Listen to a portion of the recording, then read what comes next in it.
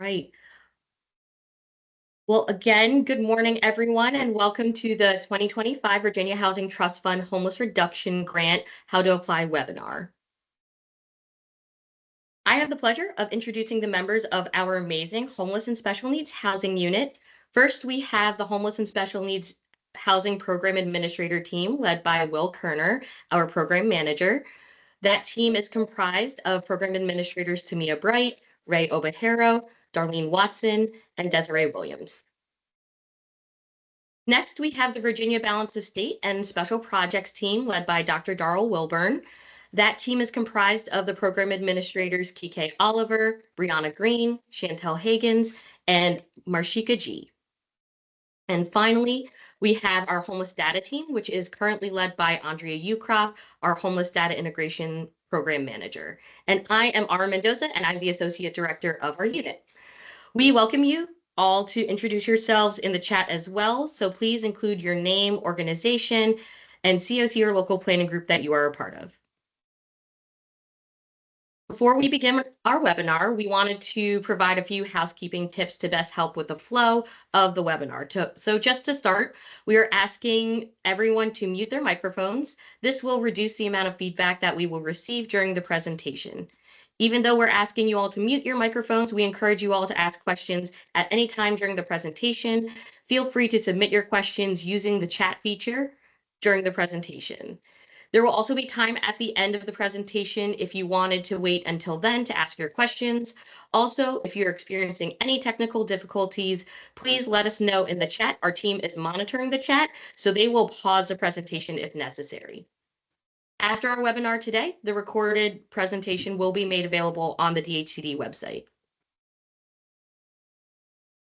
During today's presentation, our team will be providing an overview of DHCD and the Homeless and Special Needs Housing Unit. We will also provide an overview of the Virginia Housing Trust Fund and the Housing Trust Fund Homeless Reduction Grant. Then we will dig deeper into the specifics of the application, including the application requirements and eligible activities under this funding opportunity. We will also provide an overview of the steps to complete the application in CAMS, and finally provide some tips that are focused on the application and completing the application in CAMS. And as I said earlier, we are hopeful that we will have enough time after the formal slides to answer any and all questions that you have that is related to this application. Now I'm going to pass it over to Will and the rest of the team to guide us through the remainder of the presentation. Will? Thanks, Ara. The DHCD mission is that we are committed to creating safe, affordable, and prosperous communities to live, work, and do business in Virginia. The Homeless and Special Needs Housing Team administers a continuum of state and federally funded homeless service programs to address housing and stabilization services for individuals and families at risk of or experiencing homelessness in the Commonwealth of Virginia.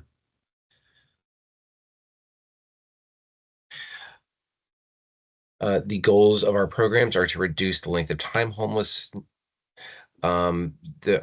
reduce the number of new cases in homelessness, and reduce the number of individuals returning to homelessness.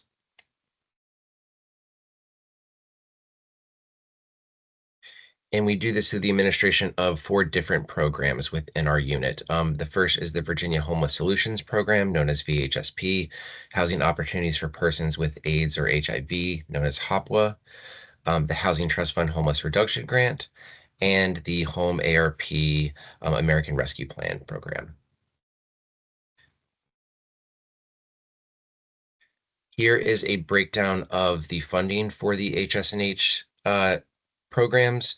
The one with asterisks next to it, including the VHSP and the HOPWA amounts, are the anticipated amounts, as we have not received the federal allocations for either of these programs. And then there is the Housing Trust Fund Homeless Reduction Grant for this year, which is a total of $14 million for the program in total. And with that, I will pass things over to Tamia.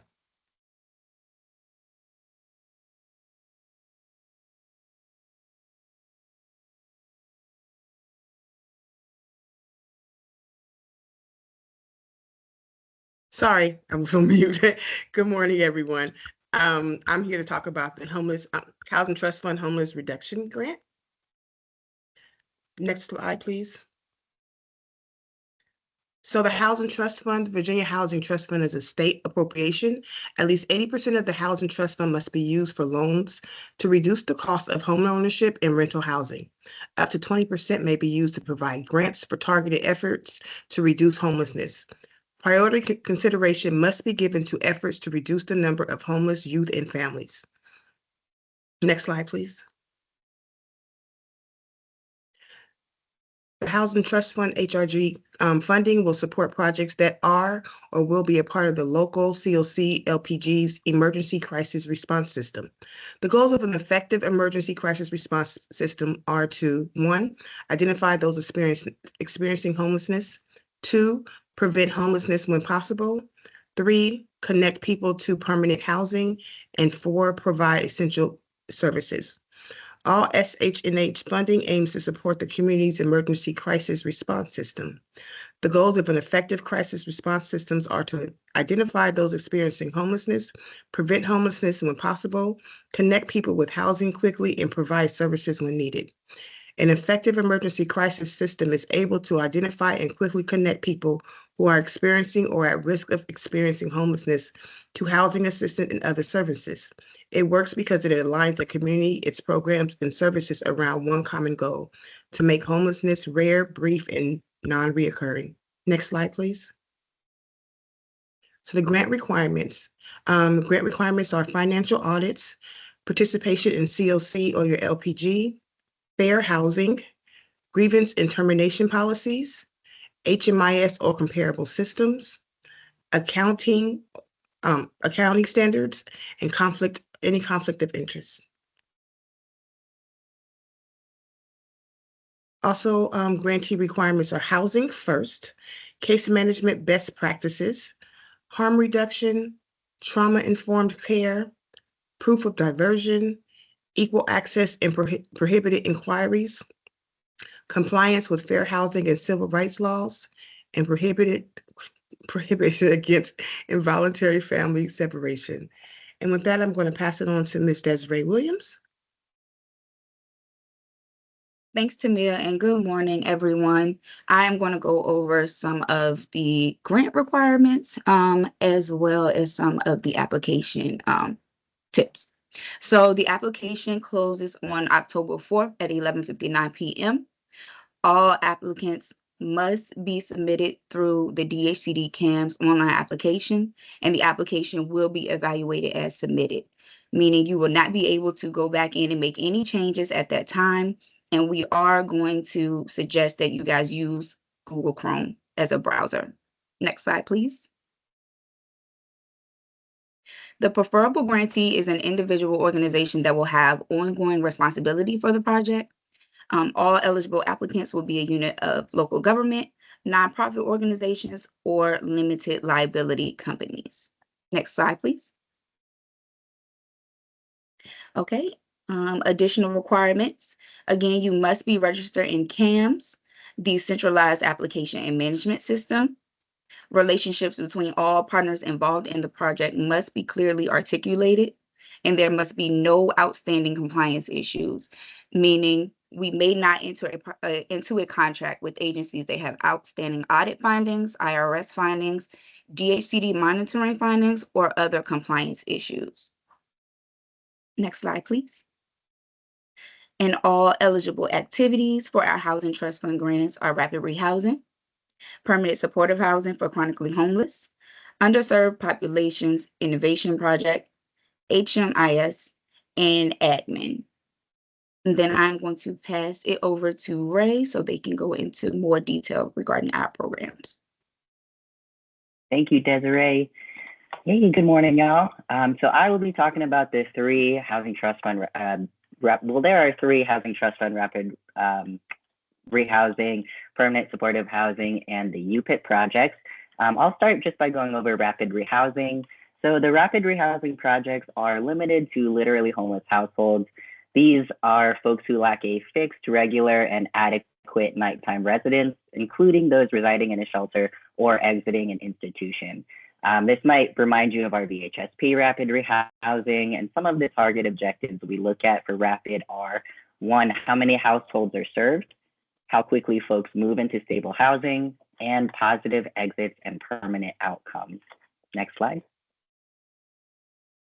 So these are the eligible expense types under Housing Trust Fund Rapid Rehousing. These may look familiar. Just for the folks who are joining via phone, I will read them out loud. Rent assistance, rent arrears, housing stabilization, financial assistance, housing stabilization case management, housing search and placement, housing stabilization services, and service location costs. Next slide, please. So that was rapid rehousing. The second project type is permanent supportive housing, or PSH. PSH is for chronic homelessness, and it's an evidence-based housing intervention that combines three of the following items: decent, safe, and affordable community-based housing, non-time limited affordable housing assistance, and wraparound supportive services for individuals experiencing chronic homelessness. When we say chronic homelessness, we are talking about the federal HUD definition, which is individuals and families who have been homeless and living in or residing in a place not meant for human habitation or safe haven or emergency shelter continuously for at least 1 year or on at least 4 separate occasions in the last 3 years that total 12 months. And have an adult head of household or minor head of household if no adult is present with a diagnosable substance abuse disorder, SMI, developmental disability, and so forth. Next slide, please. Under PSH, these are the eligible expense types. So you'll see a lot of familiar ones. I'm going to speak a little bit about the last bullet, rental assistance. Rental assistance is tenant-based or project-based rental assistance that may be used to enable individuals and families to obtain and remain in permanent supportive housing rental units. Funds must not be used for mortgage assistance. Under tenant-based rental assistance, project participants select any appropriately sized unit within the COC or LPG's geographic service area, although grantees may restrict the location under certain circumstances to ensure the availability of the appropriate supportive services. For project-based rental assistance, project participants reside in a housing unit owned or leased by the grantee, and the rental assistance is dedicated to the unit. Grantees must determine the amount of rental assistance provided, such as shallow subsidies or a payment of a portion of rent, payment of 100% of the rent, or graduated or declining subsidies based on the unique needs of the project participant. All of the project types, rapid, PSH, UPIP, should be under the Housing First lens. This includes grantees may require a project participant to share in the cost of rent. However, grantees must not request reimbursement for any portion of the rent paid for by the project participant. That is rapid and PSH, and I'm going to pass it over to Darlene for some UPIP. Thanks, Ray. Good morning, everyone. So I'm going to go over the Underserved Populations Innovation Projects, also known as UPIP. We are defining underserved populations as a group of individuals characterized by a lack of resources targeted towards providing culturally appropriate and trauma-informed services for vulnerable population. Next slide, please. Excuse me. For the Underserved Populations Innovation Project, participants must meet either HUD's definition of literal homelessness or the Department of Education's definition of homelessness. Both definitions are included in the guidelines for your review. Examples of underserved populations include, but are not limited to, persons 60 years of age or older, unaccompanied youth, which is age 18 to 24, persons identifying as LGBTQ+, persons with disabilities, including physical and cognitive impairments, substance use disorder, persons living in rural areas.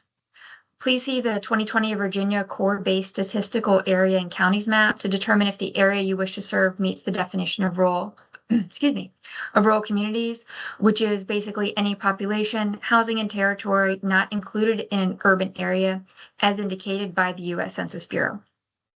Please note that we will not fund projects that propose services for a monolithic group of individuals based on race, color, national origin, or religious ideologies. If you have any questions as to whether the population you want to serve falls under the underserved populations category, please contact Desiree Williams. Next slide, please. The Underserved Populations Innovation Project has 4 main components. These are innovative project planning, homeless underserved populations, outreach and engagement, and housing solutions and HMIS.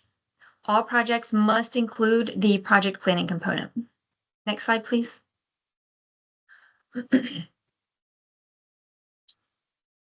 Again, each underserved population innovation project must include the project planning component. These funds may be used to develop and/or pilot new models of assistance to best meet the needs of underserved populations experiencing homelessness. All projects must be designed to meet the unique needs of the target population in their community. Eligible costs include coordination of activities, project planning and design activities, consulting fees, project evaluation, training related to the pilot project, and compensation for individuals with lived experience. All projects must provide opportunity for involvement by members of the underserved population. Members of the underserved population, including homeless and formerly homeless individuals, must be included in the development, implementation, and evaluation of the innovative project planning, and any input they give must be implemented to the extent that is appropriate for the project and feasible within statutory and regulatory guidelines. Next slide, please. The next component is the homeless underserved populations outreach and engagement aspect of the pilot project. This includes essential services related to identifying and engaging members of the underserved population at risk of or experiencing homelessness and connecting them with trauma-informed, culturally, developmentally, and age-appropriate interventions. Eligible expenses include engagement and focused case management, limited support services, service location costs, and other. Limited support services and other both require pre-approval by DHCD. Examples of items that could be expensed under limited support services are transportation costs of travel by outreach workers, social workers, or other service providers that assist in the provision of services under this section. We also include an other line item as we know that there may be other activities that would be beneficial to the target population that we've not captured with the list of eligible activities. Next slide, please. And the third component is housing solutions. Members of the underserved population experiencing homelessness should be connected to appropriate and choice-driven service options and swiftly moved into time limit if we're utilizing host homes only, or permanent or non-time limited housing options. All services and housing options should be individualized and tailored to the needs of each individual or household, trauma-informed, culturally and linguistically appropriate, and developmentally and age-appropriate. Eligible activities include host homes, rapid rehousing, which includes share housing, innovative permanent housing solutions, and housing-focused case management. Funds may be used to provide tenant-based rental assistance, innovative permanent housing solutions, or any permanent housing solution that does not fall within the definition of host homes or rapid rehousing. This includes shared housing. Examples of innovative permanent housing solutions are the use of residential care homes for older adults and master leasing units. We created this line item so that you all could truly find the housing solutions that work for your target population and community. We intend to follow up with grantees who use this line item to find out whether solutions they have, if possible, so that we can share this information with other grantees so that it may be replicated if appropriate. Also, please note, innovative housing solutions must meet all requirements of rapid rehousing, such as the client must have a lease and the unit must meet both fair market rent and rent reasonableness. Regardless of whether the 3 housing solutions is utilized, clients must receive housing-focused case management at least once per month. Rapid rehousing funds can be used for housing-focused case management alone. Standalone case management or other services may also be provided to support project participants who receive rental assistance through non-HTF HRG funds, as long as the individual or household is eligible for HTF HRG assistance at the time of the intake evaluation. Next slide, please. So I mentioned previously that there was pre-approval needed for certain line items. This includes expenses such as limited support services and those designated as other. For pre-approval, please email your program administrator prior to including the expense. The program administrator will review the request, and they may need further clarification prior to approval or denial. This information is also reviewed by HSNH leadership. You will receive an email approving or denying the request from the program administrator. Upon approval, you may move forward with the activity or expense. Please include the information that there was a pre-approval in the notes section of your CAMS remittance submission to expedite remittance approval. Please note that pre-approvals for HSNH grants or HSNH funds are granted for the current grant period and program. Approvals do not automatically roll over to the next fiscal year if projects are renewed. Next slide, please. Finally, some HTF reporting requirements and objectives. An end-of-year report will be required and submitted in CAMS. All projects will be evaluated on how well they are achieving the following key outcomes and objectives: reducing the length of time homeless, the ability to obtain permanent housing, and the ability of the participant to remain stably housed. All reporting will be available via an HMIS HUD COC APR. For any questions regarding reporting, please contact Andrea Ukrop. I'm going to go ahead and pass it on to Chantel. Hello and good morning, everyone. I'm hopeful that everyone is well. I am going to hop into some information about accessing your HTF HRG application. So step one, you go to the DHCD website. You're going to click on Access CAMS button in the upper right corner. You click Applications and Programs, click Apply on the top menu. You select Housing Trust Fund Homeless Reduction Grant Pool 202. And from the drop-down menu, you'll select your appropriate project. There are 3 this year that were previously discussed. You will click Go, and then you will click Apply. The application instructions and guidelines are located at the bottom of the application information page in CAMS, so please feel free to utilize that. Next slide, please. Some fun CAMS tips. Please be sure, firstly, you must register in CAMS before your application can be started, so please do that. But while you're in there, be sure to save all your work frequently in CAMS. I believe Desiree stated Google Chrome is the recommended browser, so please ensure that you are using that. You want to work in Microsoft Word and copy and paste into CAMS text boxes. The text boxes will only accommodate text responses. So your graphics, your tables, your hyperlinks, your charts should not be pasted in the narrative section. Instead, include that information in a separate attachment. We really want to see that stuff, but we cannot see it if it's in a text box. So ensure that you add that separately. Next slide, please. Some additional CAMS tips. Multiple users can work on, edit, and review application materials. Applicants may return repeatedly to CAMS to work on the application. CAMS will save the application as incomplete when the application is not submitted. Be sure that all work on the application is saved in CAMS. And once the application is submitted, the application will change from incomplete to pending. A few bonus tips that were not on the slides. After 55 minutes of inactivity, you will be logged out of CAMS. So again, another important reminder to save your information. You want to be sure to read your HTF guidelines and application instructions prior to working on the application. I kind of want to double down on that. Please ensure you read your HTF guidelines and application instructions before you get started on your application. A little bonus tip, save your narrative answers when you're working in Microsoft Word, writing what you're going to put in your text boxes. Ensure that you're saving it in Microsoft Word as you're going. Just protect your information, protect your data, because I'm sure no one wants to start all over. So next slide, please. So your required attachments, unless otherwise stated. So your certifications and assurances are needed. DHCD provides a template for that. Your financials are needed. A letter of support signed by COC LPG Governing Board Chair.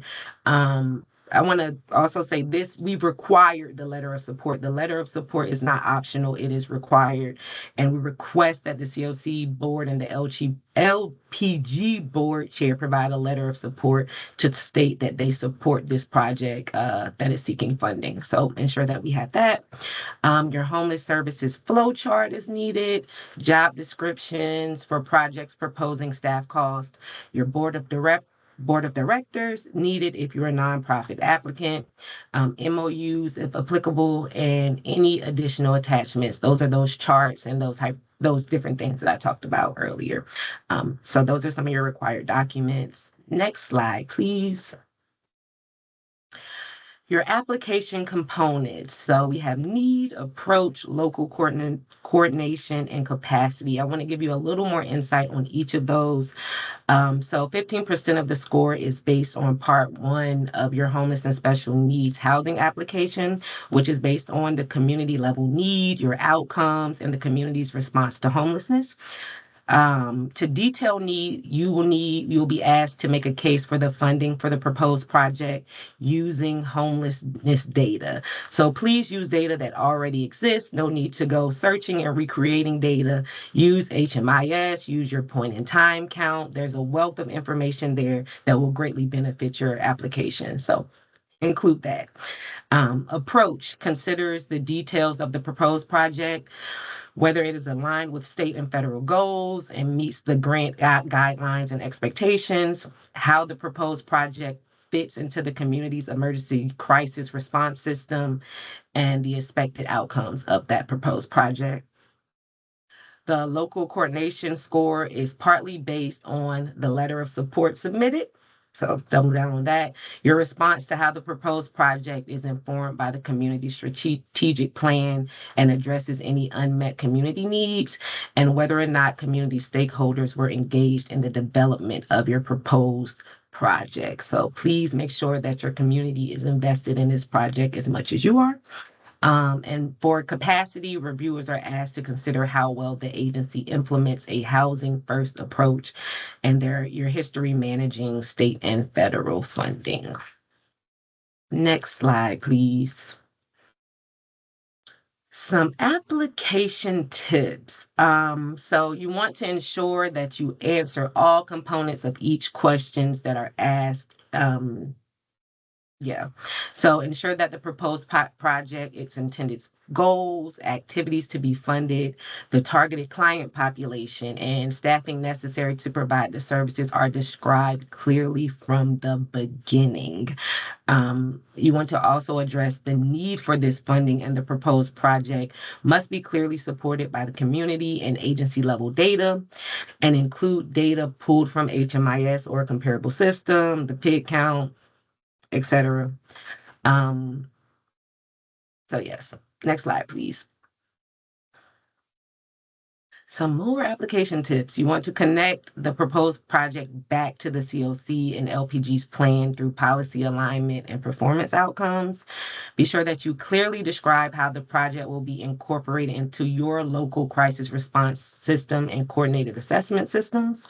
And you want to also identify who is being served, how they will be served, and how your proposed project will help us end homelessness in the Commonwealth of Virginia.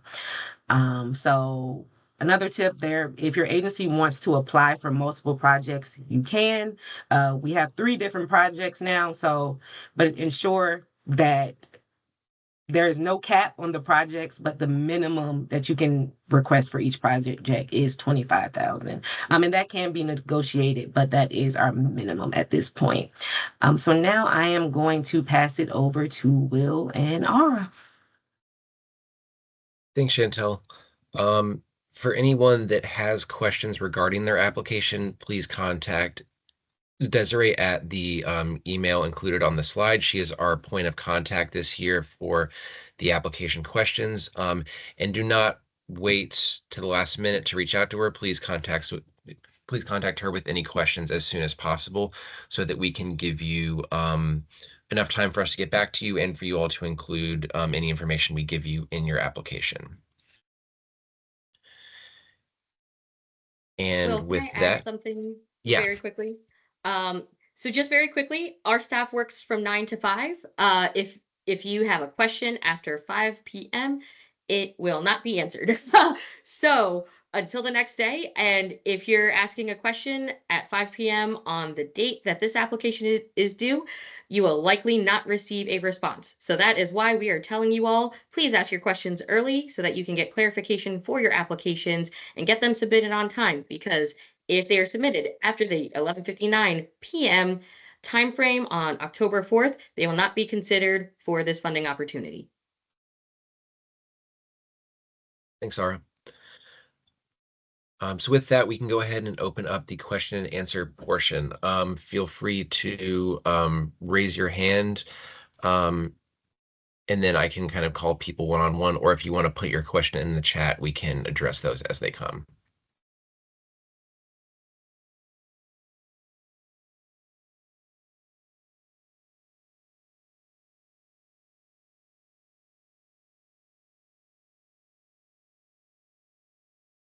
Hey there, I've got a question. This is Amanda with the Planning Council. I just wanted to ask, Chantel talked a little bit about the scoring and how each component scores. Is there an opportunity for grantees to receive feedback on their applications if it's not funded, or even if it is, just so that they can continue to improve on their applications and better hit those targets that DHCD is looking for? And also, how do those scores feed into that final award? So for folks that would like feedback on applications from this year, after we go through the application review cycle and projects are announced, we will open up a period for folks to schedule debrief calls with us if they would like to get information on their to get feedback on their application, anything they could have done better, or things that they could do more of. And what was the other question, Amanda? Like how the score is feeded into the funding decisions? Yes, yeah. Okay. So we do have a minimum threshold that applications have to reach, and that is 60 points. Anything above that, unless there's like ineligible components to a program, are considered eligible. And that's the point at where things get competitive and we kind of move down from highest score down to the lowest score. So again, anything over that 60-point threshold is eligible for funding. Thank you. No problem. There is not a match requirement for these funds.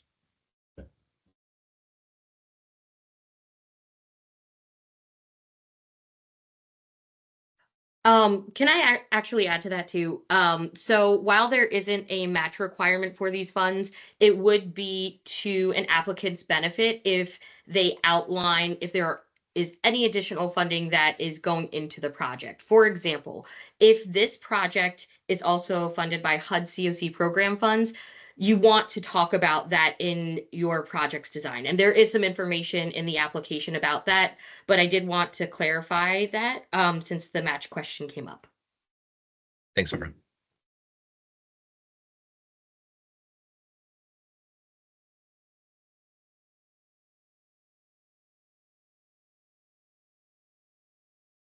On that note, then I'm just wondering, I don't know if I've asked this before, but is Housing Trust Fund an eligible match source for VHSP? No, state and federal funds cannot be used as match sources for VHSP. It either has to be local or private funding for that match. Thank you. Mm-hmm. Hi, this is Beth with Housing Families First, and I was trying to just pay attention and take notes, and I think I missed the part where you said this, but for all this special UPIP populations, do they all have to meet HUD definition of homelessness? Or could they meet McKinney-Vento school Department of Education? So, Sorry. sorry, go ahead, Will. Nope, you go. Short answer is yes, they can meet McKinney-Vento, but for youth projects specifically. So you do want to outline in your application whether or not you're applying for a youth-specific project. But otherwise, our expectation is that you will you will discuss how the target population will be meeting the HUD definition of homelessness. So just as the example, if they're not 18 to 24 youth definition, but they are students within families, would that have to meet HUD, or could the students and therefore their families, because they're part of a household, meet McKinney-Vento? So let's dig into that a little bit further and in terms of how we've funded in the past, and then I can get you some guidance offline. Does that work? That would be great. Perfect. Thank you so much. No problem. Thank you for your question, Beth.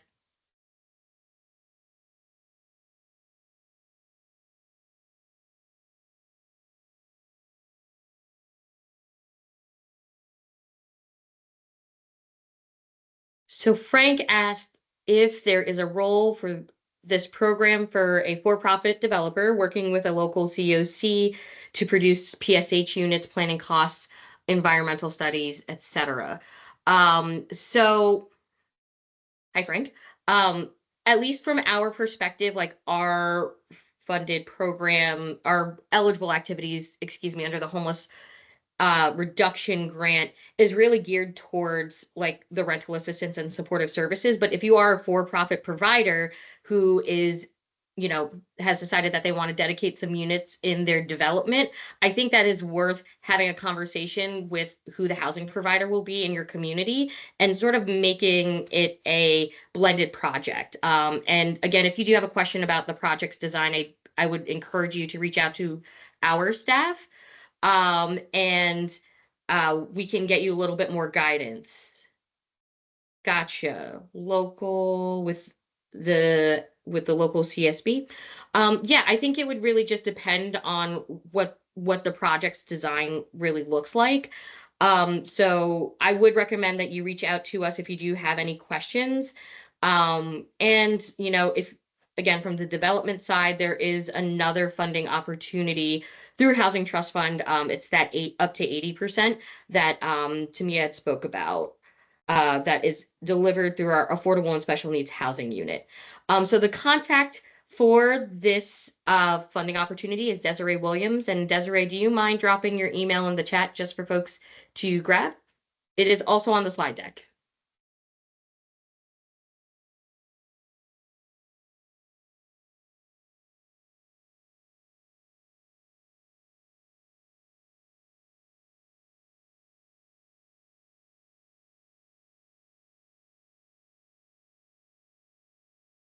I have a question about the underserved populations projects. One, it wasn't highlighted specifically, but could the project be dedicated to specifically domestic violence survivors and or even narrower down to survivors of human trafficking? Yes, I believe that both of those could be considered eligible target populations for a UPIT project, but you would need to use, or it would help your application to use a lot of local data to demonstrate how they are in underserved populations, like how current services are not able to be accessed by those target populations. Thank you. Mhm. Will, I can grab Rebecca's question. Okay. So hi, Rebecca. So yes, it is incredibly important that projects are coordinating with the COCs and local planning groups because we're really not trying to create parallel systems for services for clients in the communities.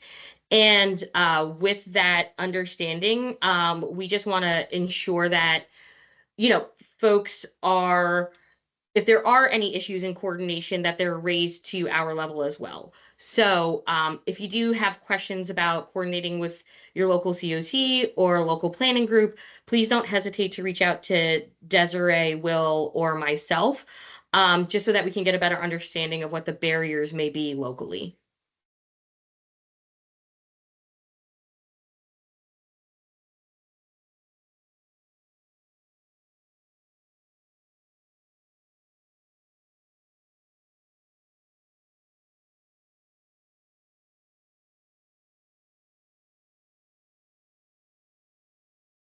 I'm going to stop sharing my screen, but that doesn't mean stop asking your questions.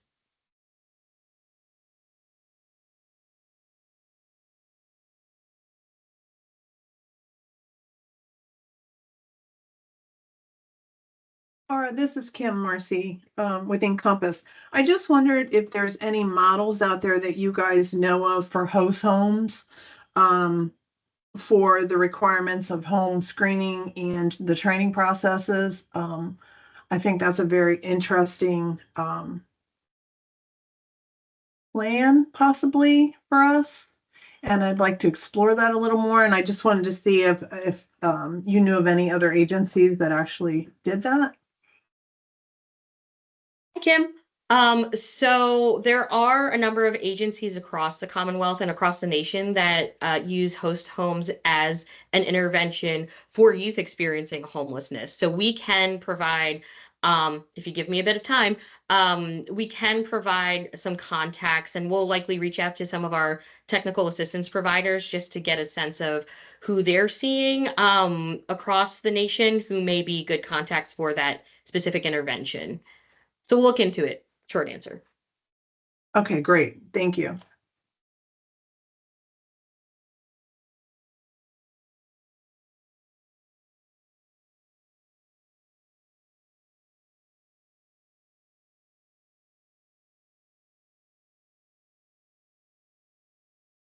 Are host home models only for youth? I can just speak from my experience, and what I'm aware of is that that's the only population I've seen projects used host homes as an intervention for. If there are other populations that you would like to use that model for, reach out to us and we can talk about kind of like what that might look like and how we can, if that would be eligible for that particular population.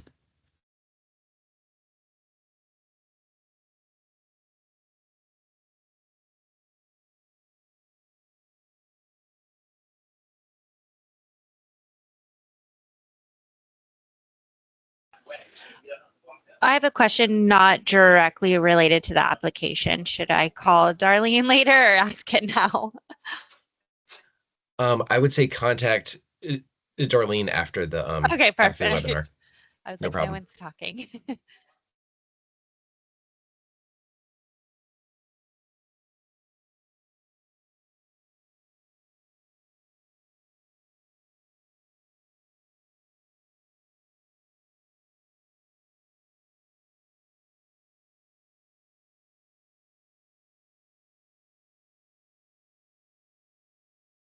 Any other questions?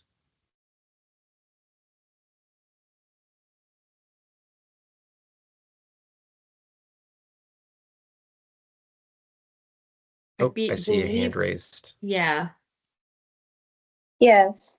Hi. I wanted to know if there will be a copy of this circulating, or can we get an email of the PowerPoint to refer to later?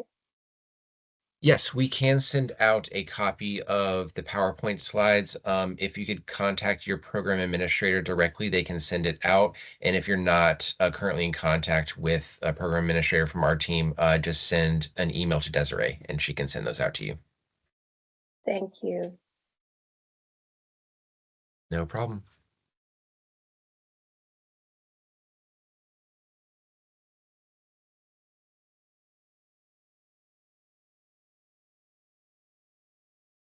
All right, there's 15 minutes left in the presentation. I do think that we can stop the recording, but the team will hang back to answer any additional questions that you all may have.